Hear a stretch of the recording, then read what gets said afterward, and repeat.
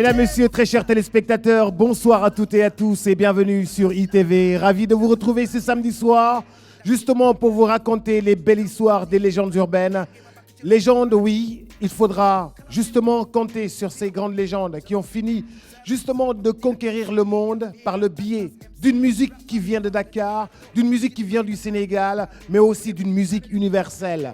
D'une musique universelle, de grands noms de la musique, Fada Freddy et Ndongo D, qu'on applaudit.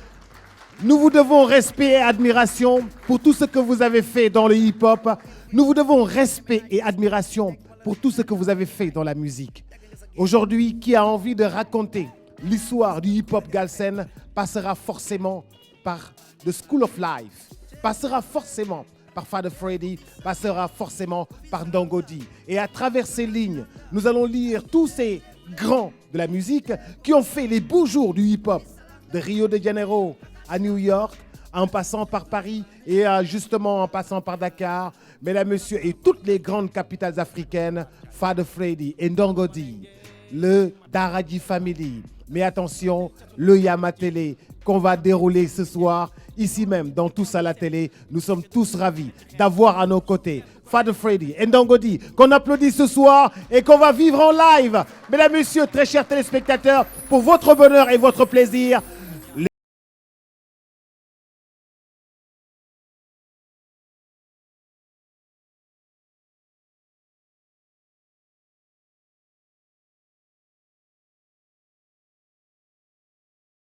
loxo yoxu metit damay bëgg give up yenn saay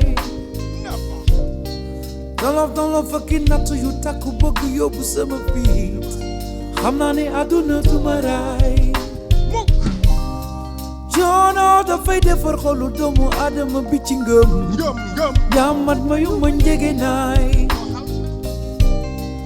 Yàlla rek a xam ni nekk sama dënn ma koy dekku bañ a jëng tëggam ne gannaaw jafe-jafe noof laay jikko jamono la waxal jikko jamono la jikko jamono la waxal jikko jamono la jikko jamono la waxal jikko jamono la jamono kaw la ñu jële xamuñ na fly di ñu mbële rêve yu la sut ak a kawe gént boo fàtte connexion bi dafa dem foog ñu en passe dañoo kale dama yëm ñaata jëm ñaata yoon la ñu jëm yoonu suuf yoonu ndox fëgg fu ne fu ñu jaare kan moo ñu jàlle jotu ma nelaw bii yaakaar gën a di foog ñu génn si lan moo ñu jiig ñàkk pare si lu génn kër gis àdduna bi ci écran bu tuuti accès illimité loxo yaa ngi cliqué souris yi défilé actualité nu muy dikkee bu la benn ngelaw yóbbaale waxal jikko jamono la waxal jikko jamono la dëggit jikko jamono la waxal jikko jamono la dëggit jikko jamono la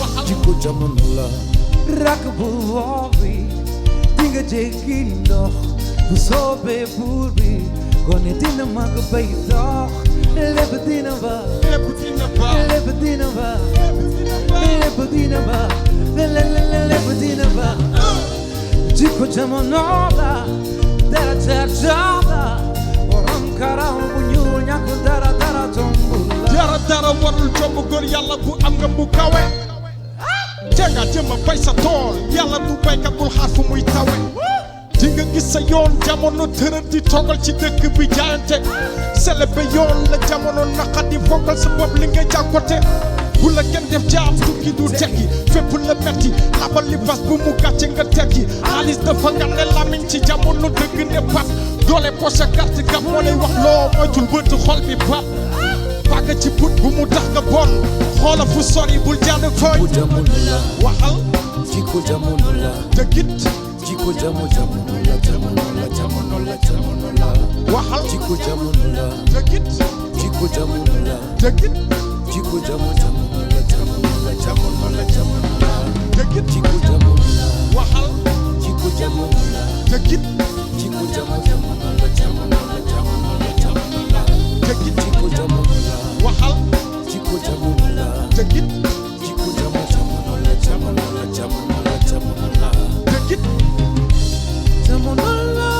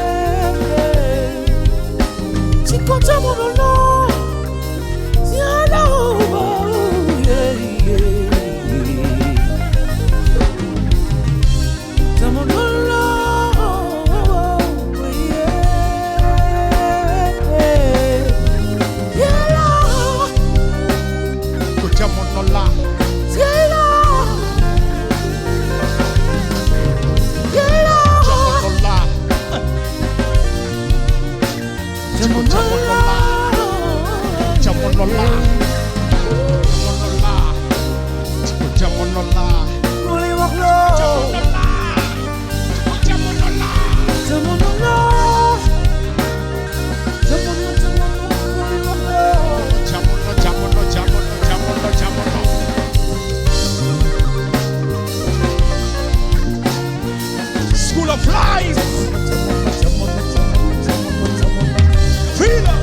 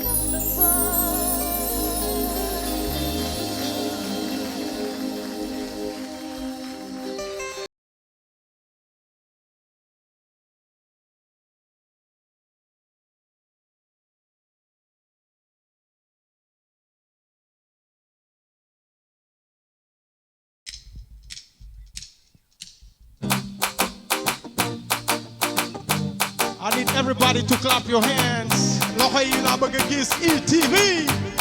Tous à la télé. Ça va ce soir? Loxo yi, everybody.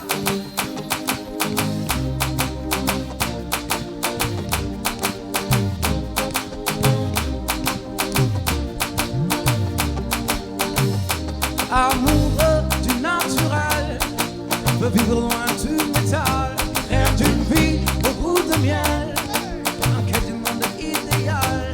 Amoureux du naturel, veut vivre loin du métal, rêve d'une vie au goût de miel, en quête du monde idéal. Ils sont venus un beau matin, cette bande de pillards, sur leur monture de fer. Des bulldozers enfonçaient le riff macabre dans le cœur de la terre. On entendait tomber les arbres comme des grondements de tonnerre. Ils ont arraché les racines de la vie. Depuis les animaux ont fui pour trouver un abri. C'est alors que les pluies sont devenues acides et les nuages se sont assombris. Ce n'est pas un bel équitable entre la machine et le petit homme. Un pays indigène et qu'un grain de sable ensemble. Non, non, non, rien à faire. Never ever. Non, non, non, rien à faire. At the end. Non, non, non, rien à faire. Everybody! Non, non, non, rien à faire. Switch. Amoureux du naturel, peut vivre loin du métal, rêve d'une vie au goût de miel, en quête du monde idéal.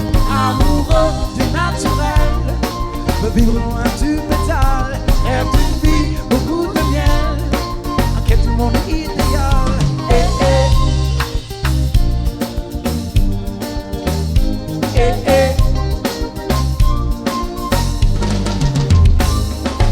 Nous sommes pas les seuls les habitants de cette planète. C'était quelques milliards de voisins, quelques planètes. Hold up. Listen, listen, listen, listen. Nous sommes pas les seuls Les habitants de cette planète, c'était quelques milliards de voisins, quelques planètes. On est number one au top niveau, plus on achète. On est champion, on s'achète des sachets et des canettes. Où est passé dans ma main, la faune est colonisée. Le chemin du pollen est tout qui va polliniser. L'écosystème pleure, y'a quoi dans nos assiettes? La terre est en mille mètres, ils font des sons, mais je sais. Tell me. Non, non, non, rien à faire. Non, non, non, rien à faire. Béni par Dieu, on est béni par le flow. Nous sommes à la quête du remède de nos mots. Le sort de la terre entre séminaire et béton augmente le volume de la voix du ghetto. Nous avons marché longtemps à la recherche de l'eau. Depuis la nuit des temps, on nous mène en bateau. On en veut toujours plus, on consomme à l'excès. Qu'allons-nous laisser, qu'allons-nous laisser. Amoureux du naturel, Si, tiens. de vivre loin du métal, rêve de vie, goût de miel, en quête du monde idéal. Amoureux du naturel, de vivre loin du métal, rêve d'une vie au goût de miel, en quête du monde idéal. Eh, eh, Everybody sing it, sing it, sing it, sing it. eh, eh. Tout le monde, everybody, say eh, eh. Negumadara, negumadara, negumadara. Eh, eh. Sing along, sing along, sing along, sing along. Noi non ho rien à faire, non. Noi non ho rien à faire. Noi non ho rien à faire, non. Noi non ho rien à faire. Noi non ho rien à faire, non. Noi non ho rien à faire. Noi non ho rien à faire, non. Noi non ho rien à faire. Merci.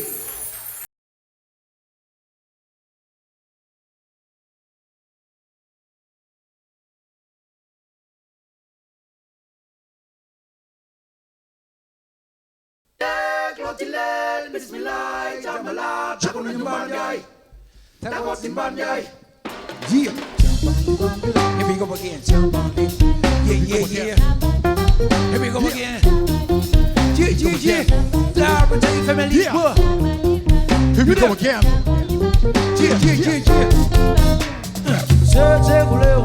Nani? Se kopisa. Yeah. Kopisa langa. Kakasi lango. Se kule. Nani? Se kopisa. Here we go Wahan. again. Kopisa langa. Yeah. Tako namba jai. Marjai, Tako china bajai. marjai. Don't go tea. Bol me lenge mabaki chirundek bye. Bye bye. Hata niku kala mayu wolof. Pick up pur bachelor. Saren so pakoti ak dem si yalla viera ak class MC. Rap pam tu bam dem ato. Bu ci ne bëgg da xar ko yek daanu. Ku rap jëm xare lu mu ci xep ko da ngay xaru duñu tam ci sa fañu lepp ko. Bu bëgg sa xami suñu laaj. Yo be ko. Namu dafa jël seru bay am Sukeru ko. dan dok ko ba gox ngir freestyle te yama demay naaj post ko discotheque wala ladies and how many mic. Tak nga sa guitar. Gis nga ku la gën a feebar. Yo, se gule, Sing it. se ko bisa langa. What? Déggu ma rek. Si what? Puisa. Here we go again. Langa. Yeah. Here we go again. Yo. Takuna barjai. Takutina barjai. Fana almalenge. Mataku chirundek bye. Del chato da boy like ci ceeb bi li nga yàbb li nga sax boy jeggi dawal mi ci digg boy bu sekki do nga doo taxante la ci xeet bi suul keer du ko tere ba sa fete kaw yaa ngi gur sa keer te moo la gën a gaaw li ñu wute bis taaj te du ma sa bokk dafa yàgg ñi di coone du ma sa dox dañoo tax ba rik bu ñu jëm a topp fi ñu jaar ba fi ñëwa di nga gën a xool li ma bu tàgg jën ëf ko te jëri ko ndax bi la ket bu bëri cëw ni bëri ko what here we go again what here we go again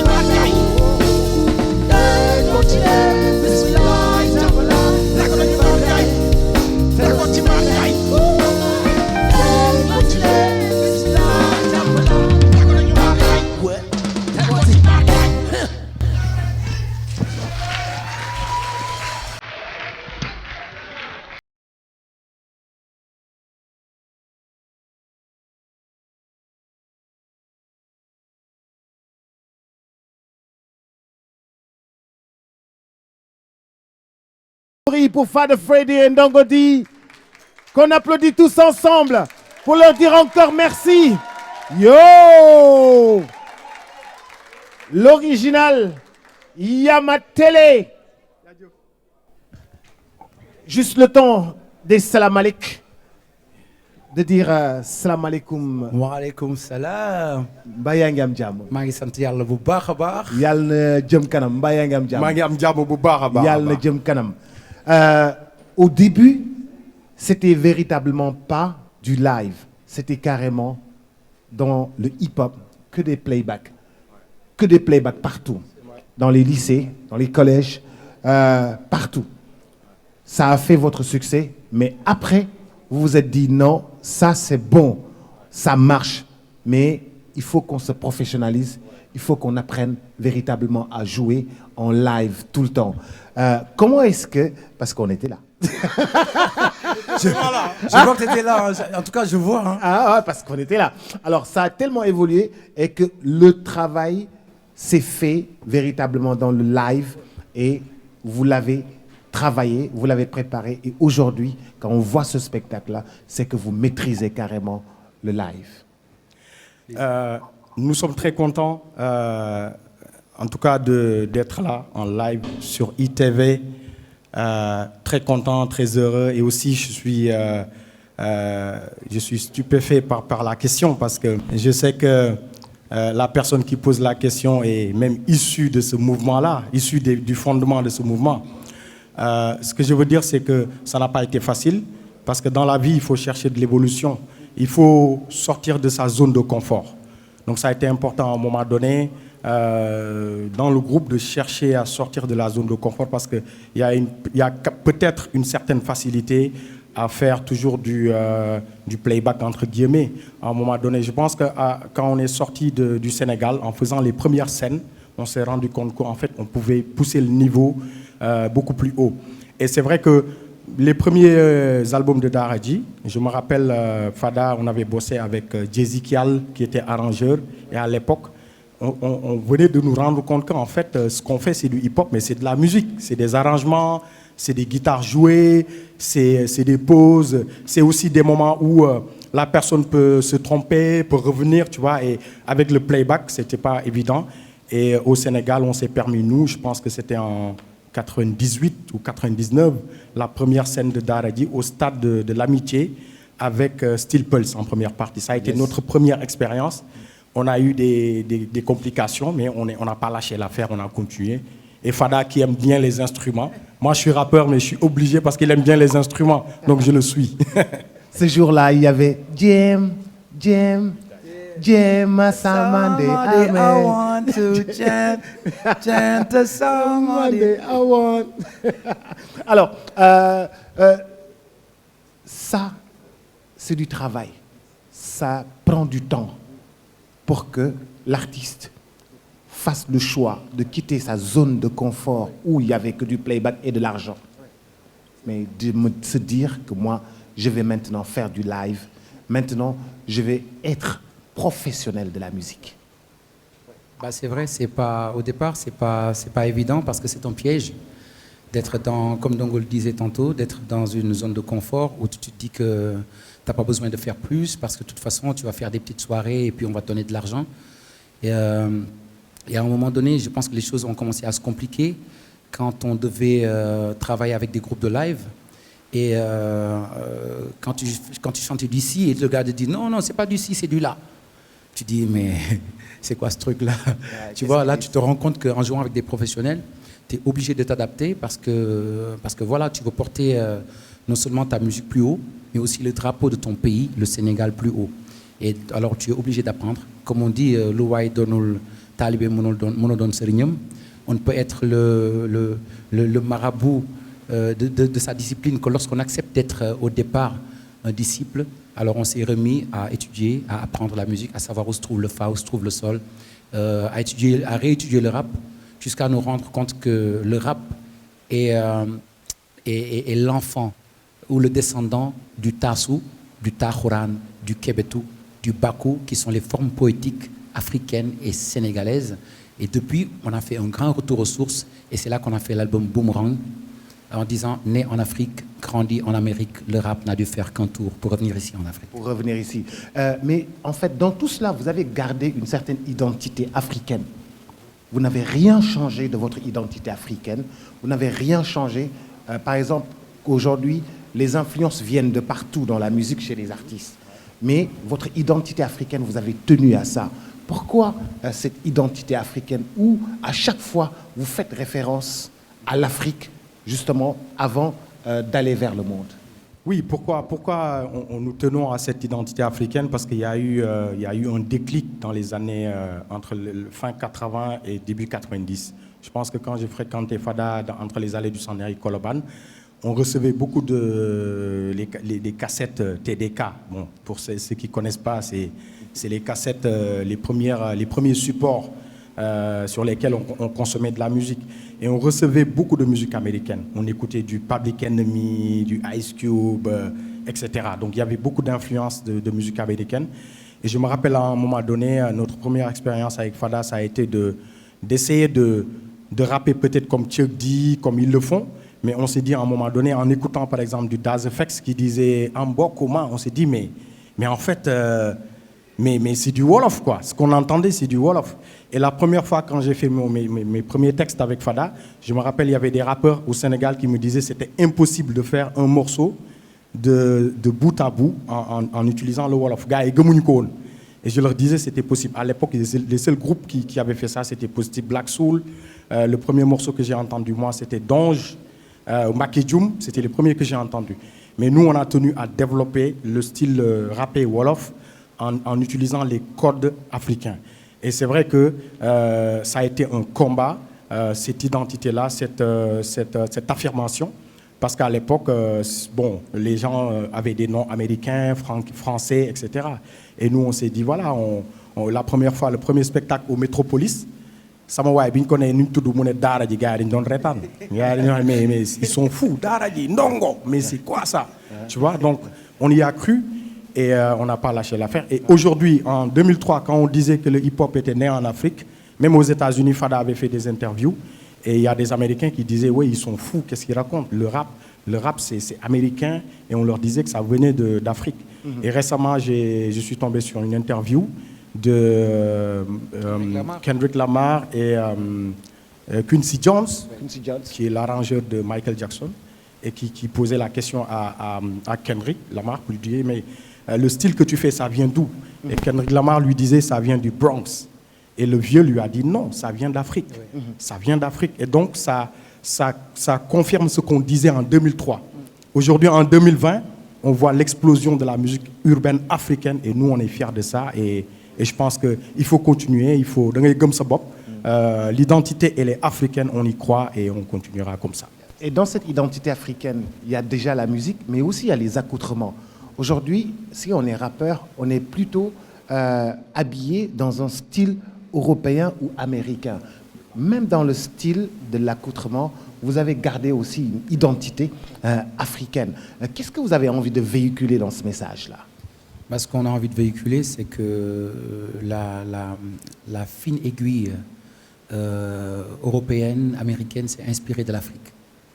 Même la lingerie fine, on sait que ça s'est inspiré de l'Égypte. Les broderies, tout s'est inspiré d'Afrique. Donc, si nous, on ne met pas en valeur nos stylistes, qui sont les meilleurs au monde, qu'est-ce qui va le mettre? Je parlerai de Célie Rabican, je parlerai de Fine Aiguille, je parlerai de Baye Soleil, je parlerai de Sofatou et tant d'autres encore. La liste est très très très longue. Donc voilà, nous, on supporte et ça se passe bien parce que chaque fois qu'on fait une scène, on nous demande du merchandising des tenues que nous portons. Les Français, les Anglais, ils veulent tous les mêmes tenues que nous. Donc voilà, tu comprends de plus en plus que l'Afrique est à la page et aujourd'hui l'Afrique a encore son mot à dire sur la mode. Elle a été à la source et elle a encore démontré sa hauteur et sa puissance dans la culture. Parlons de l'Afrique. Aujourd'hui, question d'actualité, on voit ces enfants prendre la mer, les enfants d'Afrique prendre la mer pour justement aller en Europe. Doomu Sénégal, doomu Guinée, doomu Mali, doomu Gambie ñëpp dañuy jël gaal yi di jéem a dem alors que yéen a ngi wax ni Afrique fii la yëf bi nekk ñoom ñi ngi jël gaal bi di dem parce que ñoom nee nañu vraiment amuñu job gisuñu morning bi loolu naka ngeen koy jàngatee dualité boobu nga xam ne yéen vous prônez l'Afrique pour que les gens soient là qu'on travaille pour l'Afrique alors que les autres prennent des embarcations de fortune. waaw laaj bi am na solo ñun d'ailleurs on a fait pour répondre à la question je pense qu'en 2019 on avait fait un clip Jamono et ce clip là parlait un peu de ce rêve là rêve bi nga xam ne moom la jeunes yi war a am et je pense qu'à un moment donné il y a eu une rupture et je me pose la question à savoir d'où elle vient cette rupture. C'est peut-être parce que les anciens ont peut-être abandonné. Je me dis que la nouvelle génération, elle n'a pas assez d'informations, on lui a pas assez exposé ce bijou qui est l'Afrique. Aujourd'hui, quand les gens disent qu'il n'y a pas de boulot, je me pose la question parce que il n'y a pas longtemps, j'étais parti en Europe en tournée. Et au retour, j'ai remarqué que l'avion était plein. Gars yi dañ doon daw presque quoi di jóge Europe di ñëw. Et en même temps, je me dis avec ce qui se passe, avec l'actualité, je pense que la jeune génération africaine doit se rendre compte de la richesse qu'elle a. Du fait qu'aujourd'hui, c'est vrai, c'est difficile. On va se jeter la balle. C'est les politiciens, il n'y a pas de boulot, les jeunes ne bossent pas assez, mais je pense que tant qu'il n'y aura pas d'unité entre les anciennes générations, les nouvelles, entre les politiciens, les populations, on ne va pas trouver d'issue parce que l'Afrique sera livrée à elle-même. On l'a chanté pendant longtemps dans des chansons en disant l'Afrique devait s'unir. Il y a eu des ruptures, même avant la colonisation, avec l'avènement de ce qu'on appelle la France-Afrique. Je pense que le combat, il est là. Et ce combat-là, c'est les jeunes qui doivent le mener. C'est l'Afrique qui doit mener ce combat-là. Si on quitte l'Afrique, moi, en tout cas, le message que je comprends, c'est presque comme si on a abandonné, quoi. On a abandonné, on va aller chercher un Eldorado qui n'existe pas. Dis-moi, aujourd'hui, les images sont des images choquantes de nos petits frères qui arrivent justement sur la plage, morts, parce qu'ils ont essayé justement de rejoindre l'Europe.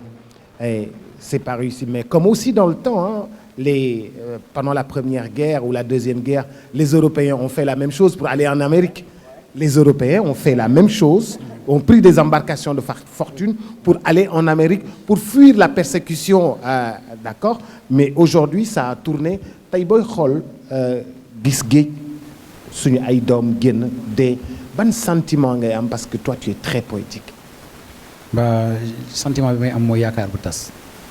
Yaakaar bu tas jeunes yu bëri seen yaakaar dafa tas maanaam dañuy am yaakaar ne dina baax dem ba si biir làmb mu dëgër ñu gis ne que keneen mi ngi am amin bu gën a yomb bu gën a gaaw ñoom seen ngor mayu leen lool ñu xat ca fa ñu nekk gis seen yaay di souffrir gis seeni parents di souffrir gis tamit boo nekkee ci kër te amuloo bët bi ñu lay xoole Omar Pène mi ngi koy woy naan lu réer ci kër gi ñu ne yow la nga dem ba xat ci sa bopp nga nekk fii xajatuma fi nga nekk ci sa réew ba pare xat ci sa réew kon problème am na donc loolu mooy wane rek ne que seen yaakaar dafa tas ci yaakaar bi ñu yaakaar réew mi benn ba pare dafa am beneen sentiment boo xamante ne ñu bëri moo leen fi des loo même ñi demoon jàngi te dellu si looloo ni di mooy le sentiment du patriotisme maanaam nga dem ba nga xamante ne yow xam nga ne yow boo fi toogee ak sa xam-xam tubaab bi rek ngay jëriñ maanaam nasaraan ñi ngay jëriñ nga ne man lu mu metti sama xam-xam dinaa ko yóbbu Sénégal dinaa góorgóorlu xeex ndax man doomi réew su ma ko deful kenn du ko def jamono bi ñu toll benn leen rek laa remarqué ci laminu politiciens yi mooy ci jamono Diouf sax danaa dégg ñuy wax mes chers compatriotes maanaam patriotisme sax da nga ko daan dégg ku nekk da daan wax waxu patriotisme mais léegi balaa ngay wax patriote parti bi ngay yëkk wax donc dafa am benn rupture boo xamante ne benn jamono naka la ñuy sauver parti yi moom la ñu gën a xool que naka la ñuy sauver réew mi et pourtant mënoon na yomb parce que liggéey la rek parti opposition bi am na ay borom xam-xam yu xarañ parti au pouvoir am na ay borom xam-xam yu xarañ donc où est le problème bu fekkente ne jokkaloo dong la ak boole doole yi pour liggéeyal Sénégal ça veut dire que donc am na benn rupture boo xamante ne li ko indi xëy na jógewul Sénégal xëy na ci biir mbir yi li ko naxasaayal sax mooy am na ay intérêts yu fi nekk yoo xamante ne intérêts yi bokkul pour ñii ak bokkul pour ñële maanaam di nga gis ñoo xamante ne ñi ngi ci réew mi waaye dañuy représenter multinationales yi wala dañuy représenter maanaam doomu nasaraan si lañu. bu ko defee lépp lu nasaraan bi bëgg fii dañ ko yombalal parce que yaakaar ne politique boobu rek moo leen di indil porte de sortie wala loolu rek moo leen di enchérir moom moo leen enrichir alors que am na keneen koo xamante ne danaan su amee su ñàkkee fii ci réew mi la donc damay delloo si waat xelu suñu politiciens yi delloo si waat xelu population bi nekk li ñu c'est bien beau hein.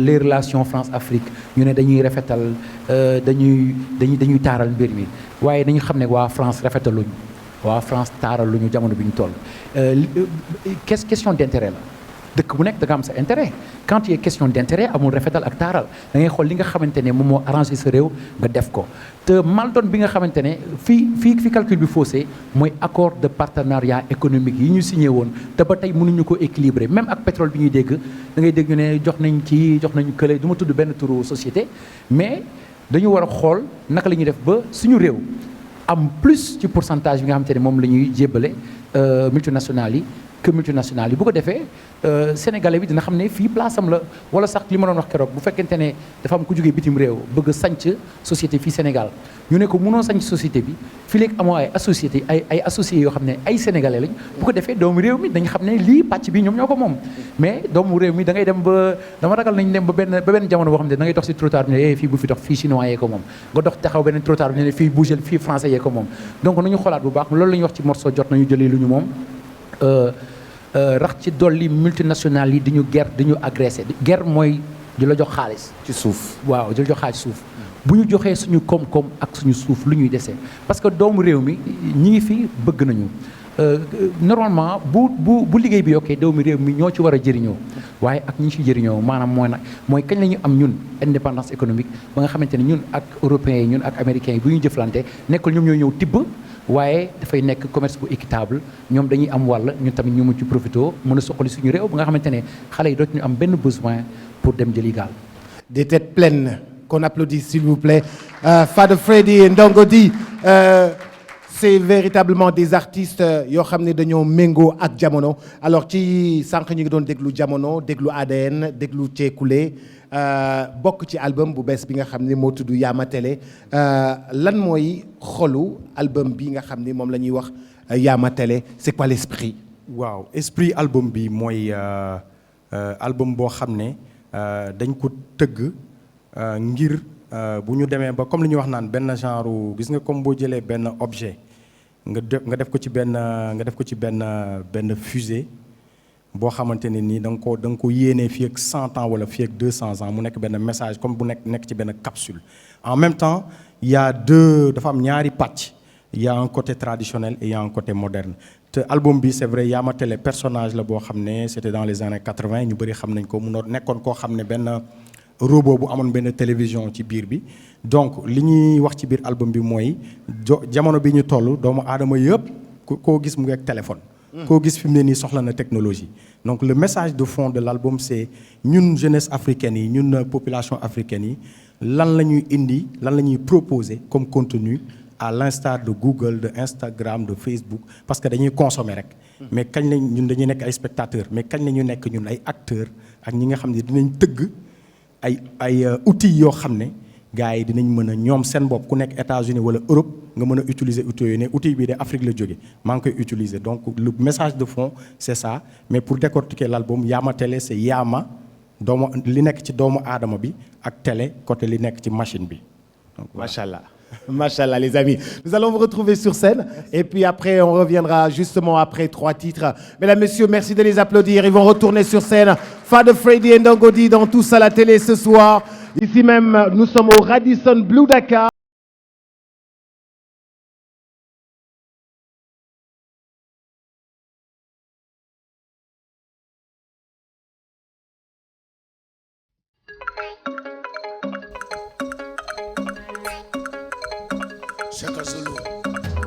gis nga nit ku ne sa bopp tey na la misaal li nga seen mu ngi ci yow mi na nga yasal waaye fal sa bopp ñaagi jaarul gisal xam-xamal la rek def te ko jaarul gisal bu nangu doon dara dundu saaba bu nangu seytaane gi dugg sa xel gi toj sa kaaba may kula saaba di sulu saaga ñàkk ngor daf ñu rendi xatit ñu baaga sa waade mane buujumde sa waade mane buujumde sa waade mane buujumde sa waade mane buujumde ku fi dàq toppatoo nit ku ñuul chinois wala japonais inventé beneen live gis leen ma Facebook live nga abonné toppatoo li bon a bon taxaw ci jamaa gi solu dum di ñu joxoñ la satu bi tegal la gon akay bakkati sàngara nga daal di saani gar bu ñuul gën a dër gis bakkanam ci xottu gerte tey la gën a soxla justice tour deret ndax respect nit ku ñuul dañ ko teg diil bi lu faata nga front faano ngelaw li ëpp du mën a nga jëlee statut bi armé na ma ko doon kano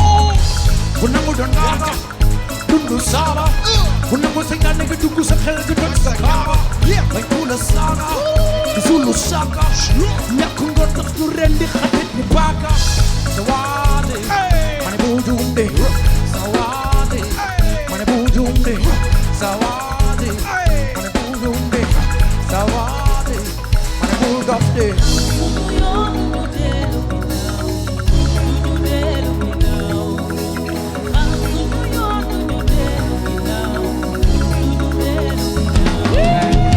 dëgg du dee ba ñu ngi dëggal ñu ngi dëgg dëgg du kenn dëgg ñu ngi dëggal ñu ngi dëgg ñëpp mën a dëgg dugg suñu xol ubbu na nga dëgg na mu wan moo la gën a tegu akale na bi lu des tey xol yi dañu bëri ceen ci kaw lu ci suuf lu ñu gën a bëgg mooy wut fay tuuti fay ko la gën a nekk mu ngi nii dalay jekk nit ñi fi kanam mën a jóg fay bi léegi la nit da lay gën a gëm wàcc léegi la war nga sa askan ñun ñu jéegi la ñun dañu nan ban wan na wéegi la gisaguñu sul asamaan ku fi sut dama adama mën a jum te mu tut jégalul tegu ci yoon wi te nga tub bu nangu doon naaga dundu saaba bu nangu seytaane gi dugg sa xel gi toj sa kaaba may kula saaga di sulu saaga ñàkk ngor daf ñu rendi xatit ñu baaga sa waade mane buujumde sa waade mane buujumde sa waade mane buujumde sa waade mane buujumde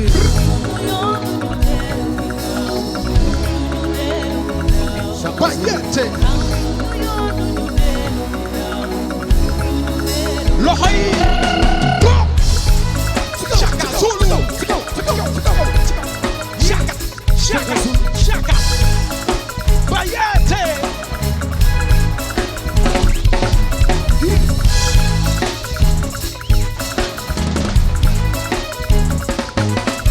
Bayete Chaka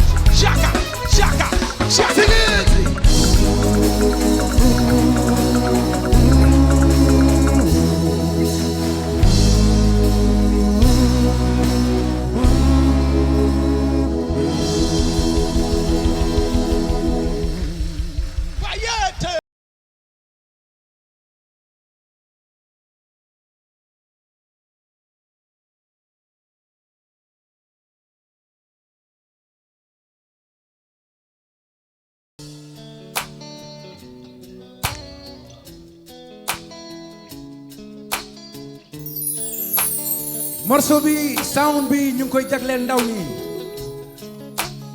bëgg nañu xam ku ci ne lu ne sa mind lu ne sa mind lu tax gars yi bëgg jël gaal lan moo nekk sa xel lu tax nga toog ci pétrole ba pare bëgg dem Europe nga toog ci jamaa bëgg ko bàyyi fii dem sa yoon lu tax suñuy politique di xaalis di ko yamale seen biir lu tax what's up yo what's up whole life is treating you nu mu demee ci sa side non toogee laale laaj wax ma lu ne sa mind wax ma lu ne sa mind yo what's up bu kàllu ci sa side yow wax ma li lay faj li la metti nañ ko taaj wax ma lu ne sa mind jël ma ci suuf wax bi buñ ko aaj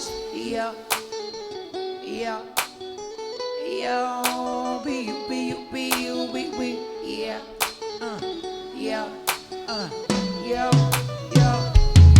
ndaw dafa jaaxle ndaw dafa sonn yey ay diplôme bëggeex ne noonu bëgg tekki bi lekk bi doon bëgg fës ci télé bi def bës di bomb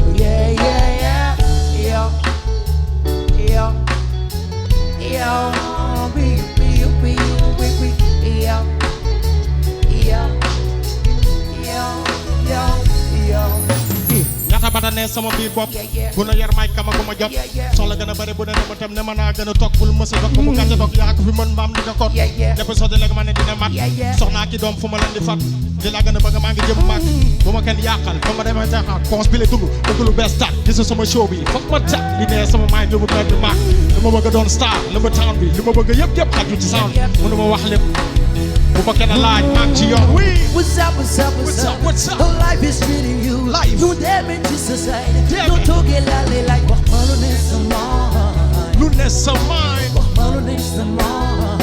lu ne sa Yo, mind what's up, what's up, what's up? What's up? Yow wax ma li lay faj.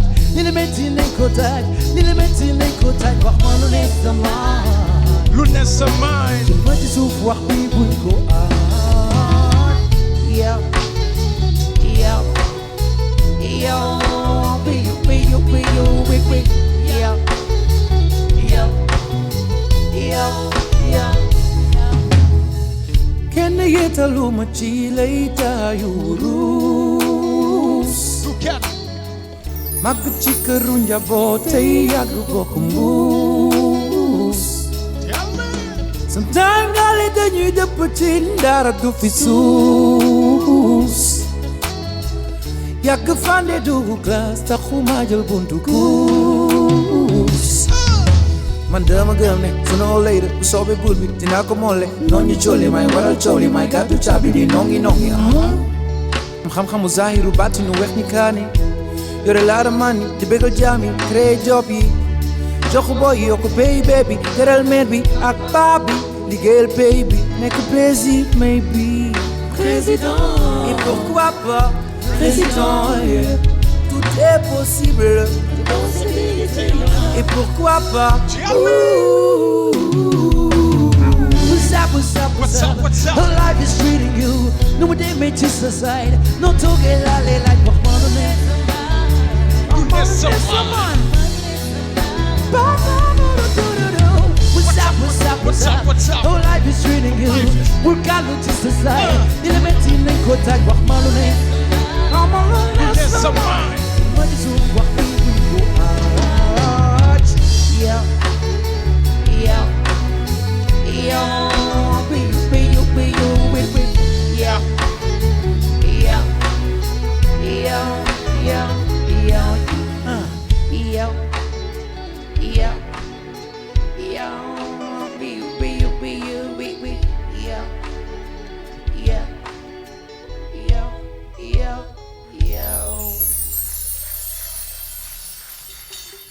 yeah balaa ñu gën a sori ñu ngi ci ITV tout ça la télé li ma soxla mooy waa boor bi dama bëgg a dégg yaa ma télé waa boor bi yaa ma télé yi nekk ci ginnaaw écran bi yaa ma télé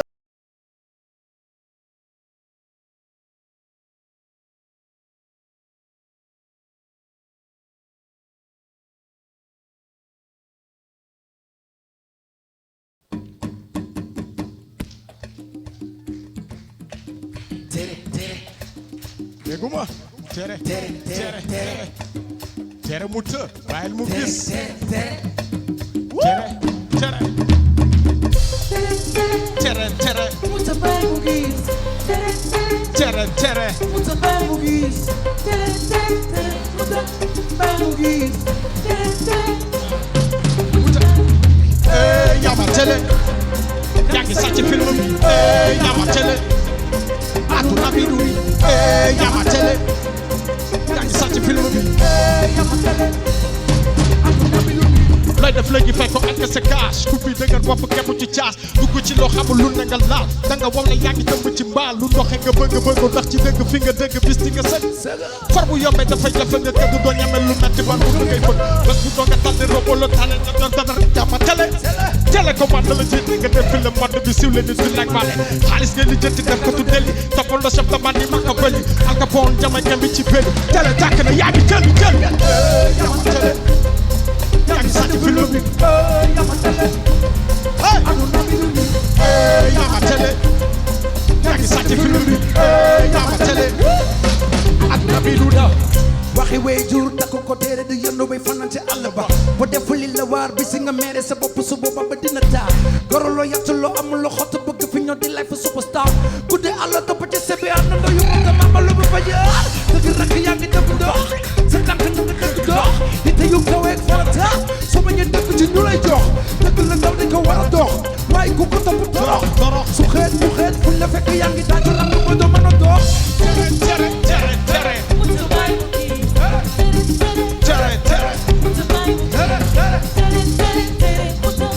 Right mu gis waaw Itave Yama Tele yaa ngi sàcc film bi Yama Tele aduna bi dund Yama Tele yaa ngi sàcc film bi Yama Tele aduna bi dund defal dara soo bëggee dara defal bu yaa caaral ni ya sar defal dara defal li yaa moom pour que bu sa sara yaa ngi bëgg bu dem ci kewulu lu wara Tele mu tebaabu visionnaire Semindira kii du actionnaire lu waree ndi sa loxo la gis tere tere mu ta bàyyil mu gis Tele tàkk li mu soxla mais bët yi bësal bouton dara du ko yëkkati ndax nga ne nga liggéey dafa xewi temps bi lépp dañu koy lijjanti bëgg a bës a tax mu risqué bàyyil mu suru du fale nooy gisee sa xel du mbalax sa ëllëg ba jàllax yaa ngi bëtëx Yama Tele teyel bolo colonisé jàkk jom ci nga visé bool ba touche ba yaa ngi ca touche ba Yama Tele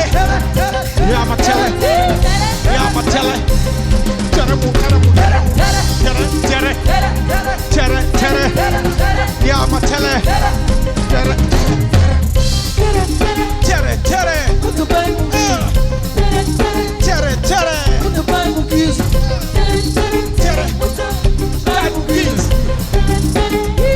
tout le monde Yama Tele yaa ngi sàcc film bi Yama Tele dégguma dara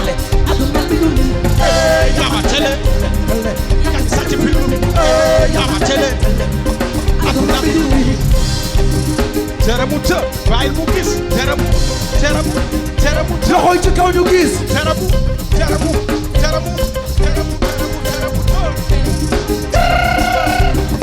Yama Tele Yama Tele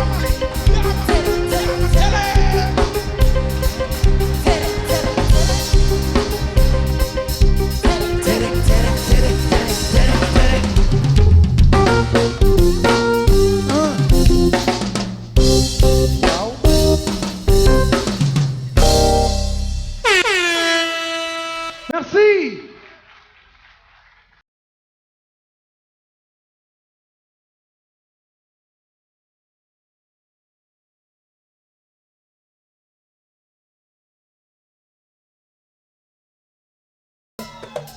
check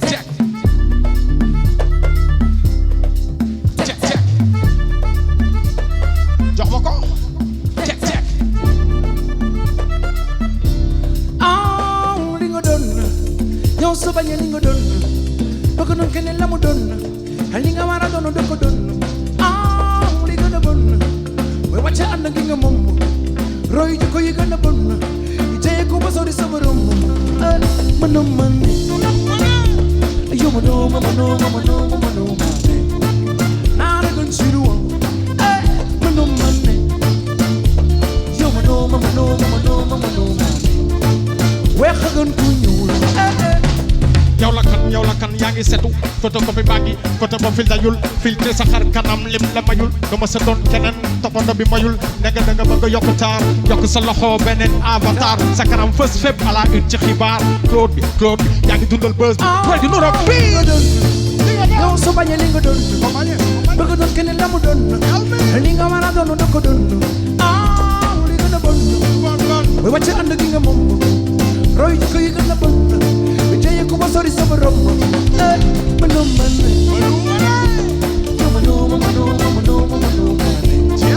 naa la gën si nu woon kana gën mënoo man yow mënoo weex a gën ku ñuul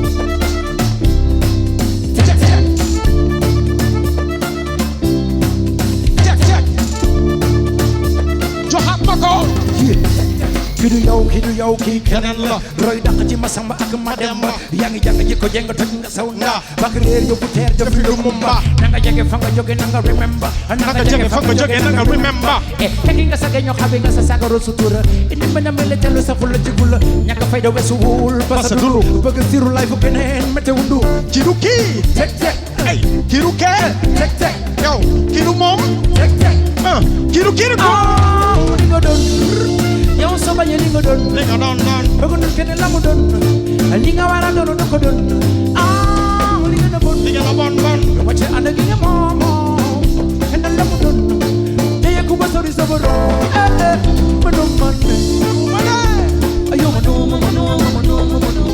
kana gën faada naa la gën si lu ma doon man yow ma doon weex doon ku ñuul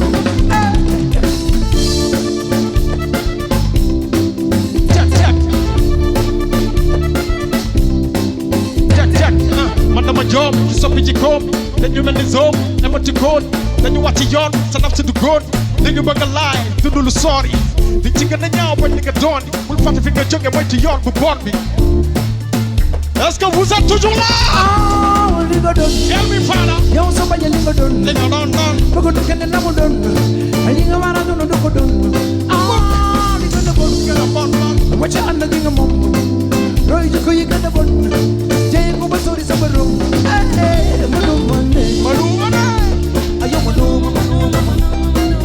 kana gën faada naa la gën sunu kana gën ma doon man ayo ma doon weex doon ku ñuul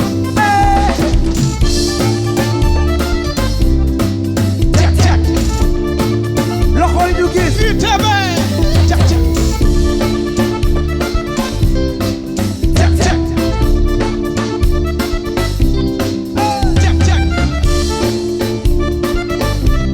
go by the name of Damage Family jëlal bi ngani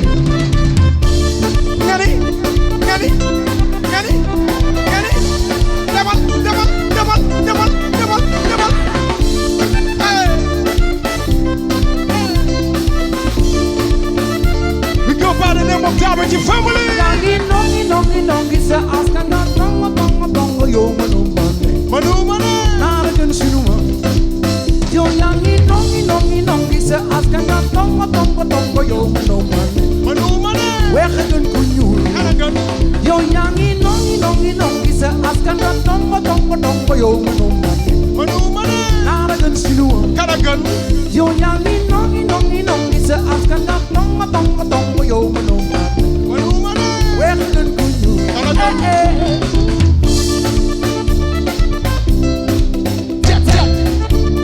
loxo yi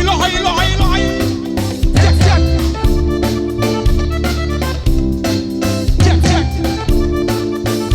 once again merci.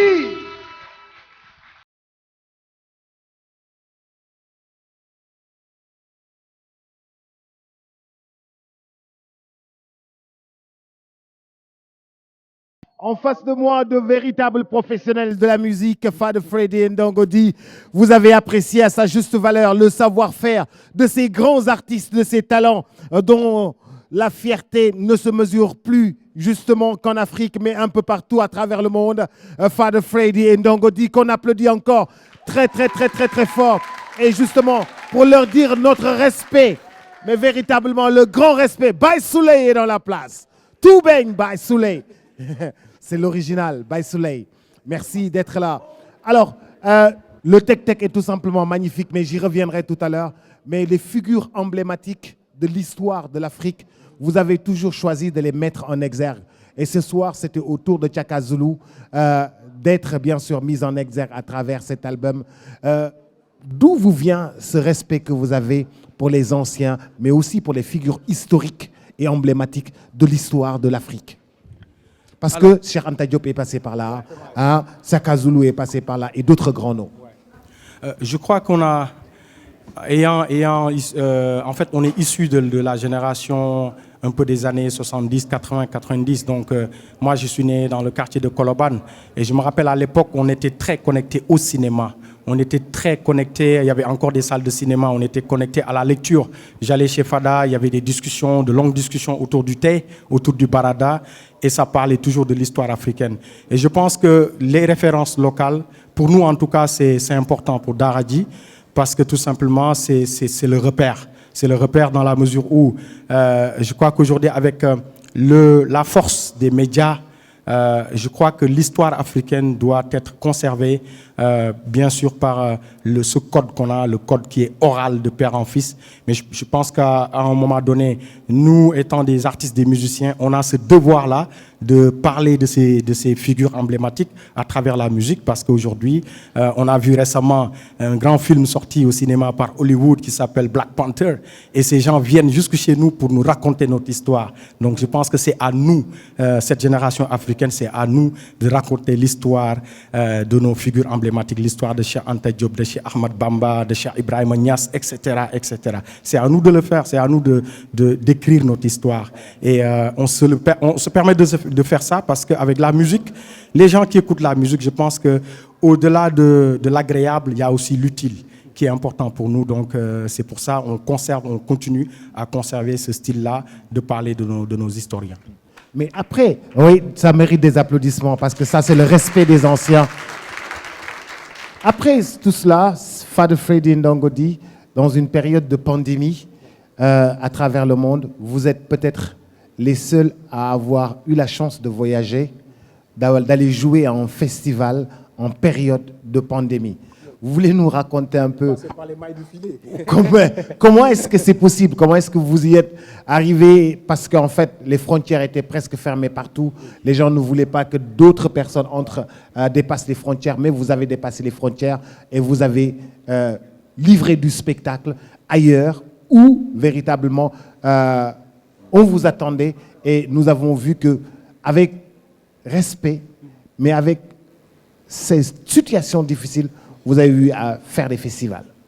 Bah oui, effectivement, je pense que on est parti un peu en urgence d'ailleurs, parce qu'il fallait sauver ces festivals-là. On avait plus d'une quarantaine de dates, même des dates d'été, et la majorité ont été annulées. Mais quand il y a eu, quand on a déconfiné, une fois qu'on avait déconfiné, bah, il fallait sauter sur l'occasion, parce qu'il y avait la France. En France, ils savaient qu'il y avait beaucoup il y avait beaucoup d'employés du spectacle. Nous avons du spectacle, ils n'allaient plus travailler. Les intermittents. Et ça veut dire que si Daradji n'était pas là-bas, eux-mêmes ne pourraient pas faire leur travail comme il fallait. Donc pour sauver le travail de nous, les Sénégalais, et d'eux aussi, donc les hautes autorités françaises nous ont donné une dérogation pour que nous puissions def lolu, aussi sauver une partie des festivals et aussi des employés qui sont restés pendant des mois sans travailler. Donc lolu on a pu y aller. Je pense que le plus important, dans la musique, le plus important c'est de se rendre utile, parce qu'une fois qu'on fait une musique utile, ce ne sont pas seulement les habitants de ton pays qui ont besoin de ta musique, mais c'est le monde entier.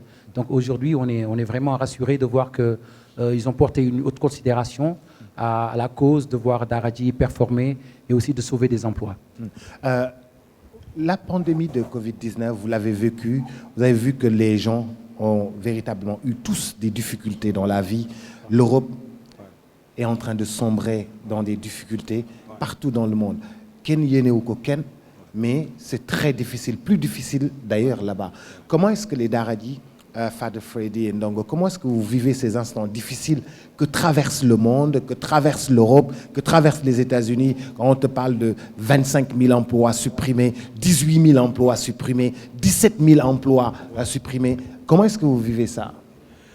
Nous, on l'a vécu comme... en fait, ça nous a frappé de plein fouet. Je me rappelle au mois de mars, on avait même prévu des tournées, des dates à Dakar. Et quand il y a eu la sortie du président de la République, tout de suite nos dates ont été annulées. Donc je pense que comment on l'a vécu, on est allé à l'intérieur de nous-mêmes. Je pense que même avec Fada, à un moment donné, on n'était pas dans le même pays, mais on n'a pas arrêté le travail. Je pense qu'avec tout le monde a vu que les artistes ont fait pas mal de concerts en digital. Il fallait quand même, comme on dit aussi, se recréer, créer un système D.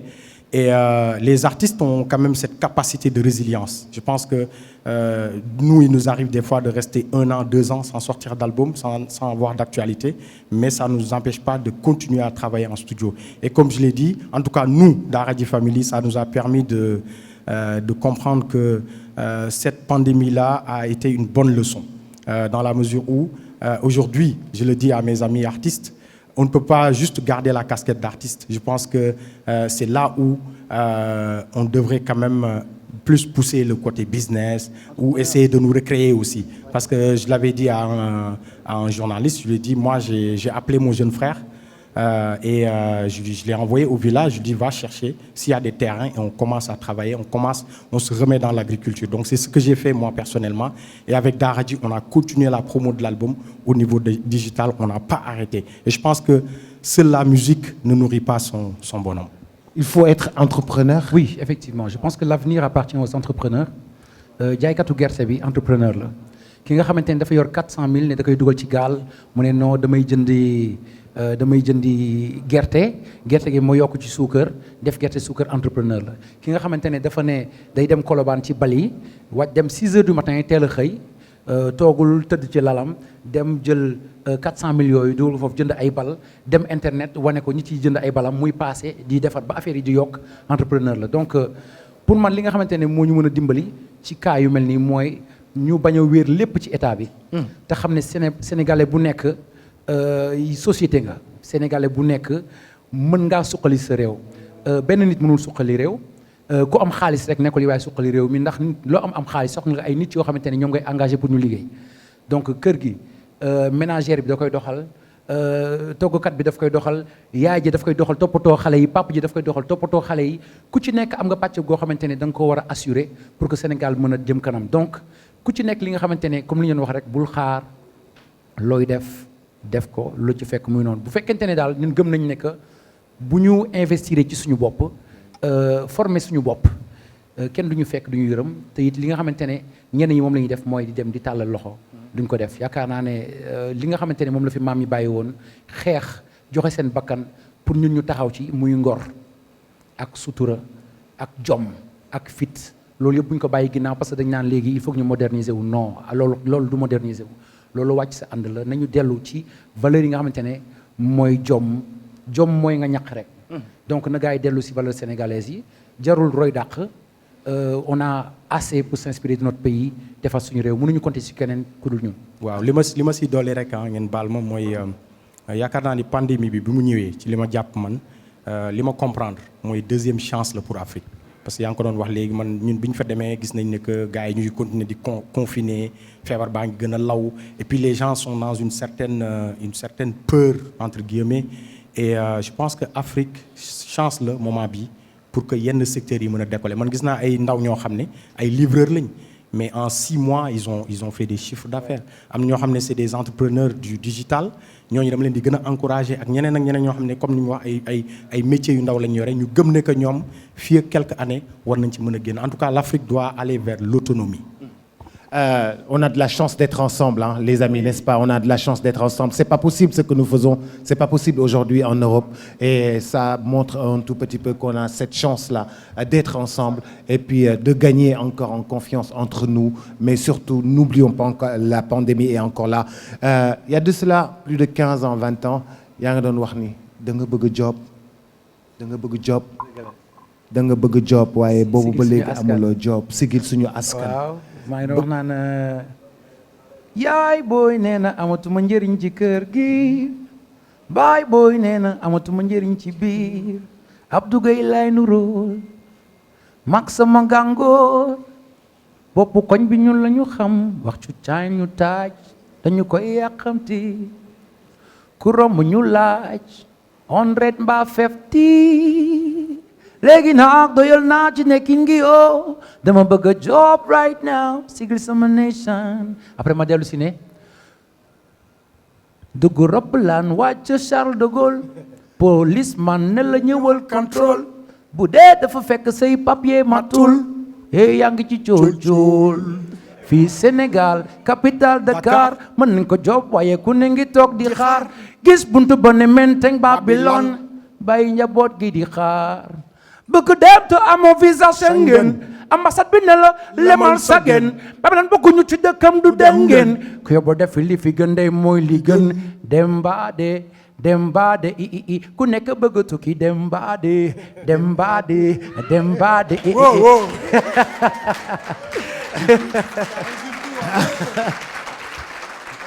Ça, yaa ngi ko doon wax il y a plus de 15 ans et c'est encore d'actualité aujourd'hui. C'est aujourd'hui Demba Day le ni ci def sacerdoce tey te pourtant il y a de cela 15 ans gisoon nga ko waxoon nga ko avertiroon nga ko loolu la artiste di jëriñ fii la émission bi yam fii la émission bi jeexee tàccu leen Fada Freddy tàccu leen Ndongo Di respect les amis respect et admiration c'est des grands de la musique c'est des artistes de renommée internationale on va écouter le dernier titre on va écouter le fameux Bayi Yoon def Daraji Family Fada Freddy et Ndongo Di.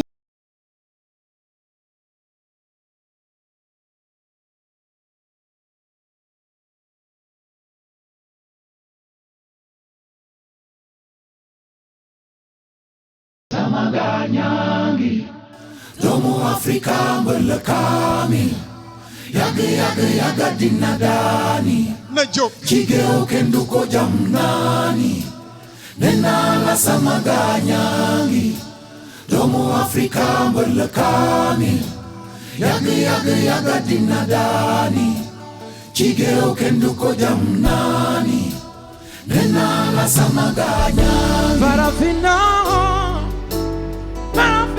sikil tako New Dobela Farafina Africa Farafina sikil tako New Dobela Nelson Mandela Pedal tako New Dobela Thomas Sankara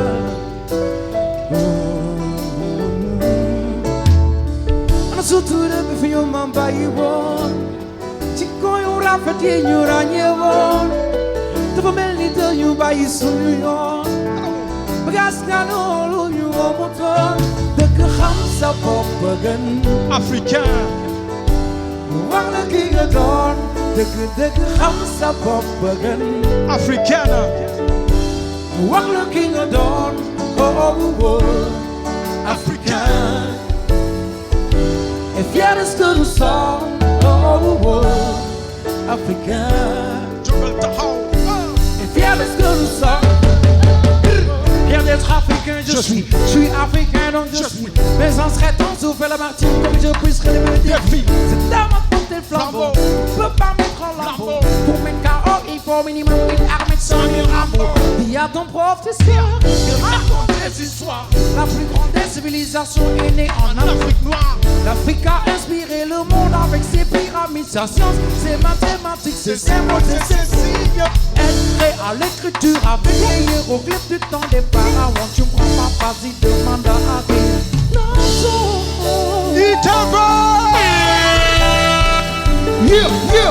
I'm so to the before my body born. Anamu Tu connais la petite, you don't get one. Anamu Superman, you tell you by your son, you ask me, I know you want to know.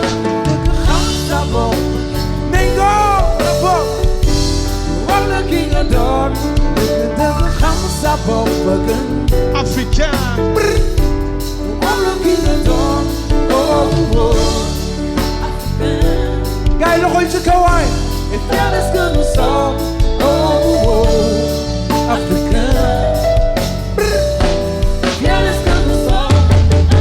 dafa mel ni ñu ngi daw toog fa ne ñu wàcc wàcc ñu am lii xeeb suñu ngan yi fekk borom ci koy daal di foo daw dëgg wi dara jëm fa nga jóge fa nga dara fa la war a dugg sore afro sama doole na nga ma ko xoolee gëm sa bopp doon nitu tay jaxal ni xetu ko fa koome africain ko la xas foo ñaawee africain xool ñëpp duñu ŋaangee africain soo jóg dafi gaawee ku la xool dina set nga ne ñaañee gëm sa bopp xam fii nga bopp mel ni garab bien ba xaas sa xob duñu fana bi ñu jóge ndax panafricanis wala suñu xel ne ma kanam mu am ñu gis dimbali jaam ñi bis ñuul métis nekkin Osiris carbone kanam suñu wax ñu gis histoire bindaat grand-père ba petit-fils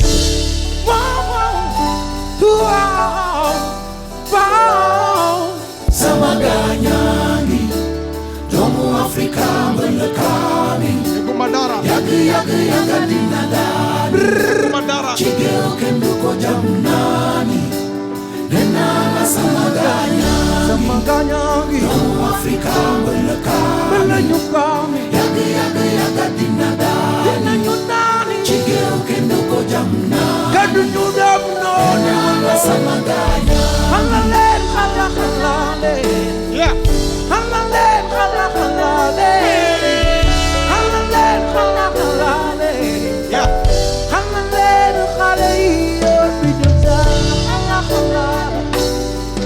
ok je veux voir tout le monde bouger je veux voir tout le monde bouger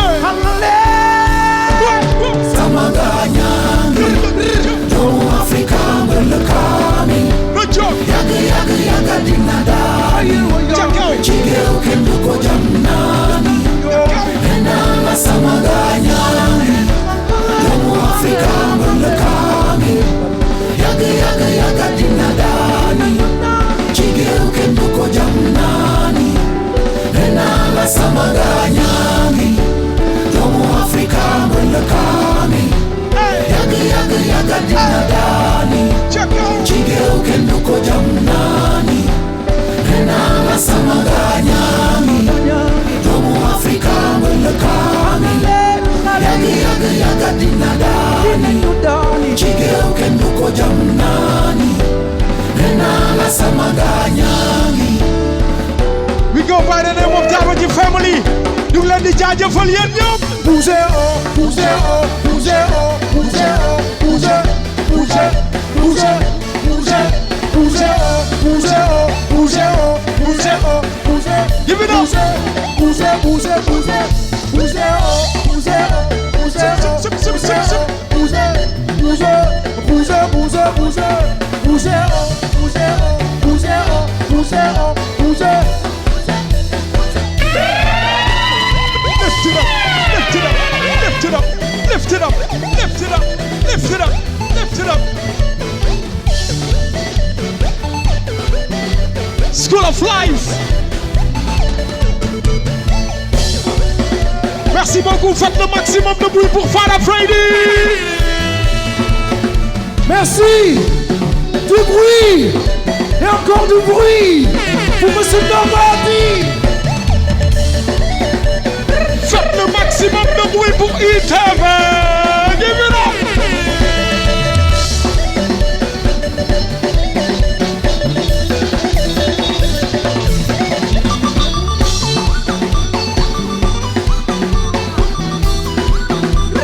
jaajëfate.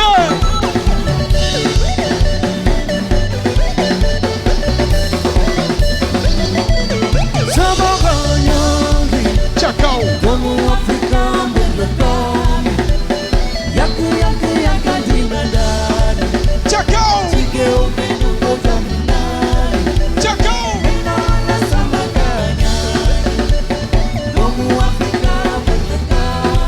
Marlo. Chakao.